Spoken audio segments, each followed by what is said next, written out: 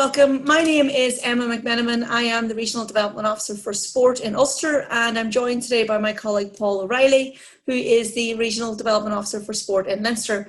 Paul and myself are delighted to bring you the first in a series of interviews that we're going to be doing with national governing body personnel, just to get their advice, their tips on how they have returned to sport. So hopefully you as a club can take some bits and pieces from this, whether you're a club that's opened, whether you're going through the process at the moment, or even if you're a little hesitant and not sure you're ready to go back yet. So first up, we're delighted to join Nick Harrison. Nick is a Football for All Development Officer with the FAI based in Munster. Nick, welcome and thank you very much. Thanks for inviting me. Looking forward to it. Perfect. So Nick, if I don't mind, just to give everyone a little bit of context, could you maybe give us a little explanation of your role, maybe your role pre-COVID? And I'm sure like Paul and myself, you find your job has changed a little. So if you could maybe just give us a little bit of a summary on that. Yeah, I suppose in normal times, I'm a Football for All Development Officer. What that means is we have a number of formats of the games. So not just intellectual disability, but physical disability, vision impairment, hearing impairment. And our role is to just grow those opportunities for people, whether it be recreational level, taking it all the way through to international level. There's myself, there's a development officer in Leinster, Chris McGellick, some guys will know, and national coordinator, Vincent Foley. The good news is, though, there's been a restructure recently, so we're going to have 8 development officers around the country, which it'll tie in well for Special Olympics. It'll mean the clubs will be able to avail of our services a bit more than they used to. Since COVID, just going to say, since COVID, it's like everyone else. We're rewriting workshops. We're planning what's going to happen when we restart. A lot of admin, unfortunately, which isn't the side of the job we enjoy, but we're getting there.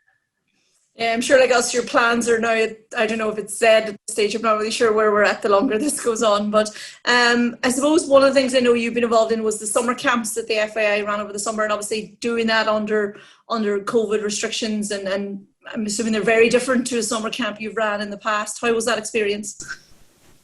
It was difficult, and the run up to it, we were all worried, I suppose. We were still very unsure how things were going to work.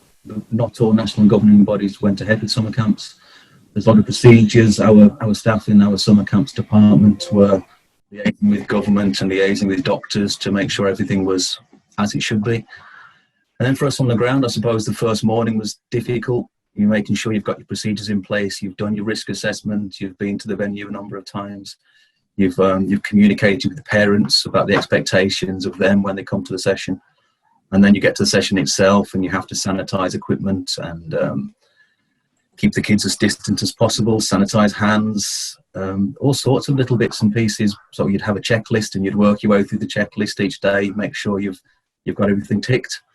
And then as the days go on, you get better and get better at it. So it's kind of normal for us now, although it's still a little bit odd. But when we go to do a session, you have the sanitizer in the car, you have the wipes to wipe the goal down, you've cleaned the footballs, etc. It's just part of the new normal, as we call it. Yeah, I'm hating that phrase these days. Yeah, exactly. I suppose that for our clubs, some of them, like I say, have opened and some of them are thinking of opened. Is there anything you would give them, any tips or advice to get them to that stage before they even let some athletes back through the door from your own experience? I think the big one for us, and the one that gave us a little bit of reassurance as coaches, was the risk assessment. So every club has been asked to complete a risk assessment where they consider what the risks are, what measures they can put in place to deal with them and to minimise the risks best they can. And then they submit that to the FAI, and the FAI have a look at some of these things, and we agree on how things need to work. So I think that gave us huge reassurance as coaches, but it also gives national governing bodies, and it gives, I guess, you as Special Olympics, it gives you reassurance that your coaches are happy with what they need to do. That was the big one, because once the risk assessment is done, and if you approach the risk assessment in a logical order almost, so the way I would have completed them for some of my sessions is from the moment the parents arrive with the kids, we have measures in place. So sanitize your hands before you leave the car, put a mask on as you approach the pitch, all the way through to the end of the session where we're cleaning the equipment. So your first one might take you a while. Your first one, you might be sat down for an hour or two getting it done. But once it's done then, and you won't need to redo it for every session. Yeah, it's obviously something same to yourselves in our own protocols, and they can be quite off-putting for people, but it is just common sense if you step yourself through everything you do, and is there a risk here or is there not a risk here? So that's definitely a great piece of advice. I think I'll hand over to Paul for a few questions. Nick, just in terms of the summer camps, the summer soccer schools, once you got through kind of your checklist and stuff and got your session started, how did you find that the players adapted to kind of the new normal, as everyone was calling it? Better than we imagined it would be, because of course they've been exposed to it like we have for the last 6 months, and they're used to the hand sanitization, the keeping the distance from each other. It wasn't really an issue. I had quite a young group, and there was a mix of disabilities. The Football for All camps that I was looking after would be pan disability. So you have different ages, and we would just get into a routine where you do a short activity, we'd sanitize hands quickly, and I would sprinkle of sanitizer, they sanitize hands quickly, they get the drinks, which were labeled. They were a few meters apart from each other, quick drink, and we come back in, distanced again, next activity. It's like the planning for any sessions, Paul. If you've got it all in place in advance, the kids can move on from activity to activity without you having to say, right, wait there for 5 minutes, lads, while I set up, because they're the moments when they'll congregate and they're at risk, I suppose, in those situations. But once you were set up and you had it planned, the kids did really well. They did really well. There weren't any issues. I don't remember any occasions where we had to tell them off for congregating too slowly. They knew the crack at this stage. Oh, God. It probably brings me on to the next point, Nick. In terms of, for you and the coaches that worked on the Football for All camp, in terms of actually putting the day together with your session plan and your activities that you were going to deliver, how have you found your session planning and ultimately the delivery of the sessions with some of the new restrictions in place?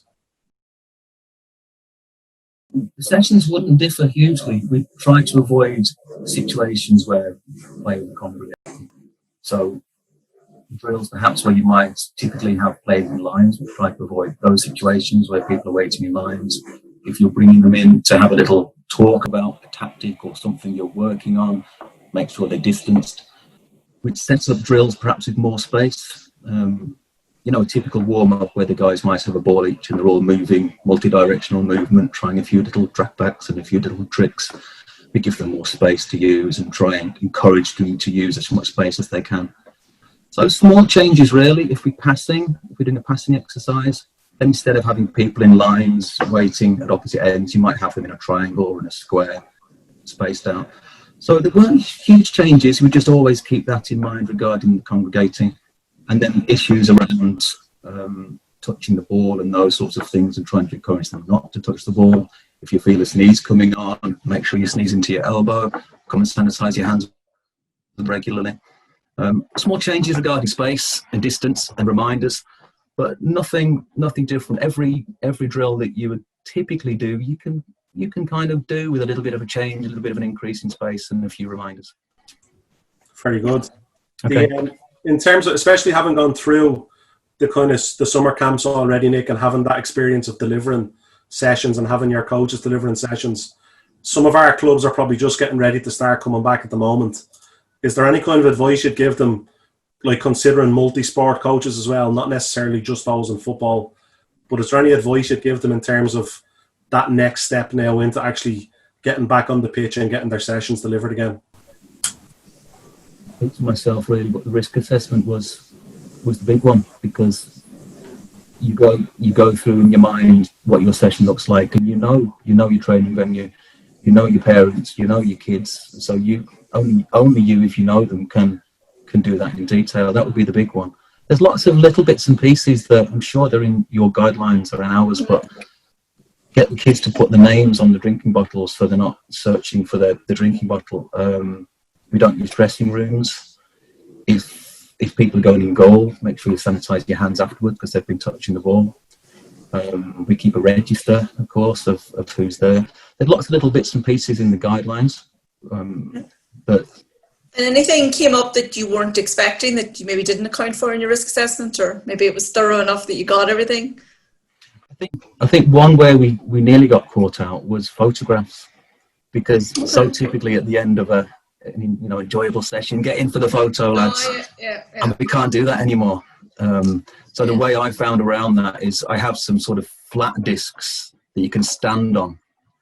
Just little marker discs. You could use regular discs, but there's rubber ones you can stand on as well. They're for use in sports halls, that sort of thing. Yeah. I have to lay them out. So it wasn't a case of me having to physically move people into positions. I'd put out my discs in front of the goal, and then the kids would go and stand on the discs. Yeah. That was a kind of wonderful thing that nearly caught me out and had to think twice about. But no, it's like anything. There's a huge worry before people start, but it's not as bad once you get going. You get the balls out. It's fine. Keep the kids separated. Make sure the parents stay away from the area. Put their masks on, socially distant. It's very similar to a regular session.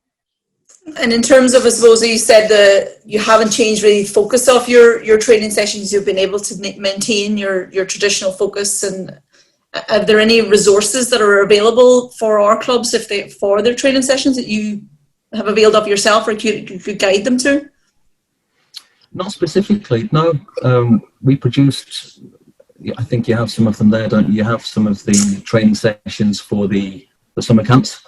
Yeah, maybe put those up just and you can... Yeah, they'd be pretty generic sessions for kids.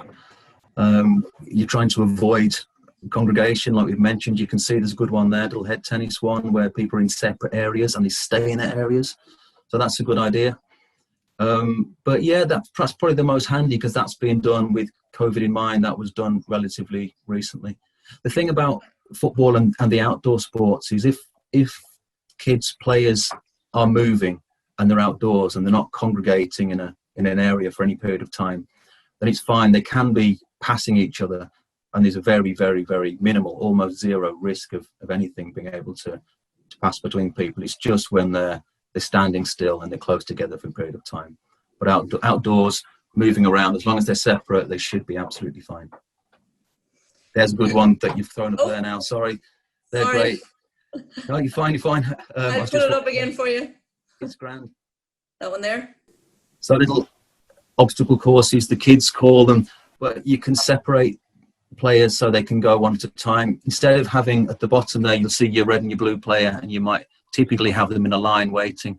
But what we might do now in COVID times, you'd have one person starting there, the next person is at the ladder, the person in front of them is at the cones, the person in front of them is at the red cone. So there's space created automatically. And then you could even have little waiting positions as they come back round to the left-hand side and they're returning to the start position. Perhaps you could have cones marked along there, and that's your waiting position until the next cone is ready, and then the next cone is ready. So rather than have lines, you can position people around the course. But that seemed to work really well. We did a few obstacle courses, and kids love them. Okay. And did you change much from those early sessions, or even the kids camps as you went along? Did you find you had things in place you didn't need, or, you know, like your photograph situation? I know for a lot of our guys, they're trying to think about how they're going to avoid high fives and all this thing, which is a huge thing in the Special Olympics program. Did you change much as you've gone along in your sessions, or even across the camps? Well, to be honest, we didn't really know. I mean, it's things like the reminders of the high fives and the shaking hands that you have to make those points at the beginning. You make them to the parents, you make them to the kids when the sessions start. But no, apart from the photographs, which was one we really got caught on the hop, and we suddenly realised that we better sort this out quickly. Yeah. Everything else was fine, and sessions ran very much normal. I suppose the advice, actually it's not advice as such, but the commentary would be that it's, once you get started, it's not as bad as you think it's going to be. And you know, as long as you feel happy and the parents are happy to come back, and you reassure them that we're going to follow the guidelines of Special Olympics and the national governing body for the relative sport have in place, then we should go back and get started, I think. Yeah. Okay. And for some of our clubs, like everyone in society, vulnerable people at home, or maybe some of our athletes won't be returning even though their club is opening. Have you any advice for those coaches to engage that athlete that can't come to training because maybe they're vulnerable, or they've someone at home vulnerable? Have you any advice for those coaches to try and maintain that person as part of their team or part of their club? Yeah, I was During the summer, there's a Special Olympics team in Care. I know that, I'm not sure the name of the Special Olympics team, but Care Park have a football for all team. And Eddie Kennedy, who's the coach there, he was doing regularly weekly training on Zoom. So I went in on one day with the lads and took part in the session. But that was really good because the lads were all at home. The weather was great, obviously. And Eddie had a few little ideas in mind. The guys did a few little dribbles, a few little turns. You could develop into little competitions, couldn't you? You could, have little dribbling competitions or headers competitions, whatever it is. So at least those guys could be involved. Something else that I know has grown during COVID is fantasy football. So if they've got, normally they get a bit of crack off the discussion with the lads about Liverpool or United winning at the weekend and that sort of thing. So if they're playing a fantasy football, then they can see how their team moves up and down the league every week. So I think those things have grown, and they might be ideal for distance maintaining the social experience if possible. Yeah, brilliant. That's a great piece of advice. I only have sort of one last question, Paul. I'm not sure if you have any more. Yeah, probably just one other question, Nick, around just prepping the players for coming to training sessions. Did you have any specific advice for the parents in terms of messages or support you were looking for from them for bringing the players into training? So, with the visually impaired football, which we've done recently, we're very, very concerned because it's a particular group where touch is important and distance isn't something that normally you try and maintain, trying to get close to the people, and you might need to guide them and help them. So the important part for us in the preparation for those sessions was the communication with the parents. So we would text and email them and make sure they knew how the session would look when they arrived. And I mentioned the masks and the sanitizer and approach the pitch, and then what will happen during the session. The coaches might have masks for a few minutes while they're speaking to the group, and then they may take the mask. So everything that they were going to see and would be a concern regarding sanitising the equipment and everything, we communicated that with the parents first. And I think they were happy, got a lot of thank you texts back that they're pleased and they knew it was going to be safe, because that's all our concern, isn't it? We're going to go to any activity during these times and the equipment isn't safe and the coaches haven't planned what they're going to do. So, for example, in those sessions, touching the side court is very important for players to do some orientation and realise where they are on the pitch. So we had to change the session. So there'd be no touching of the side boards, and we needed to let the parents know that, because they would be thinking, how the lad's going to cope with that situation. Yeah. So I think just reassurance and let them know as much as you can beforehand, and they'll pass on what they think is relevant to the players. Very good. Brilliant. Okay. And I suppose, have you any sort of final, I know you've obviously mentioned risk assessments, and it's great that the risk assessment was probably your first tip. It's probably the thing people hate doing most, but have you final tips for a club that, there are a few that are quite nervous about going back, and it's their ultimate fear that they do something or they don't do something and someone gets COVID. Have you any final advice you give people? It's just that you're able to minimise those risks. If you think through a session from start to finish, you are able to minimise everything right down. So what are we going to do regarding arrival when the parents come? Right, I mentioned something there before. So if you break it down into those sessions, there's nothing going to surprise you. When you arrive, you're not going to be suddenly surprised, oh God, I haven't done that, because you've documented it and you've got it ready. So if you feel ready and you have enough parents, enough players who want to come back, available advice from yourself, from the national governing body. On the FAI website, there's return to play documents, which there's loads of documents. There's plenty to learn, plenty to read. In terms of soccer, there's myself, there's Chris McGallagher in Leinster. We have local development officers in every county who are, very au fait with all the new regulations. So just avail of as much advice as you can, and we'll help you get back. Don't rush into it. Take your time, and we'll get you back safely. Perfect, Nick. Well, listen, thank you very much for joining us. Take up too much of your afternoon, and all the best for the next few months. Not at all. Thanks very much. Appreciate it. Thank you. Brilliant. Thank you.